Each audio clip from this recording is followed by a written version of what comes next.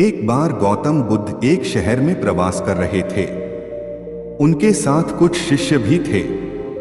एक दिन उनके शिष्य शहर में घूमने के लिए निकले। वे शहर में घूम ही रहे थे कि तभी शहर के कुछ लोगों ने उन्हें अपशब्द कहे। उनके बुरे शब्दों को सुनकर शिष्यों को बहुत बुरा लगा और वे वापस लौट गए। बुद्ध ने देखा कि शहर से लौटकर आए उनके सभी शिष्य बहुत क्रोध में दिखाई दे रहे हैं। उन्होंने शिष्यों से पूछा, क्या बात है, आप इतने तनाव में क्यों हैं? तभी एक शिष्य क्रोध में बोला, हमें यहाँ से तुरंत चलना चाहिए।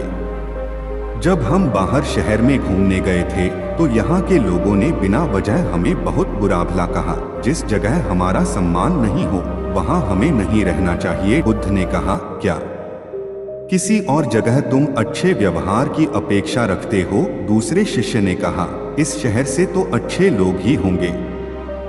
तब गौतम बुद्ध बोले, किसी जगह को सिर्फ इसलिए छोड़ देना ठीक नहीं कि वहाँ के लोग बुरा व्यवहार करते हैं। हमें तो कुछ ऐसा करना चाहिए कि जिस स्थान पर भी जाएं, उस स्थान को तब तक नहीं छोड़े जब तक अपनी अच्छाइयों से वहाँ के लोगों को सुधार न दें।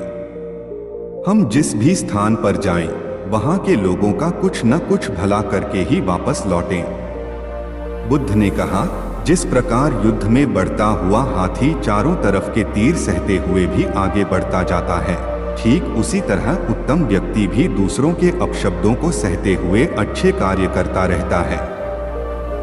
खुद को वश में करने वाले प्राणी से उत्तम कोई और नहीं हो सकता। बुद्ध की बात शिष्यों को अच्छी तरह से समझ में आ गई और उन्होंने वहां से जाने का इरादा त्याग दिया।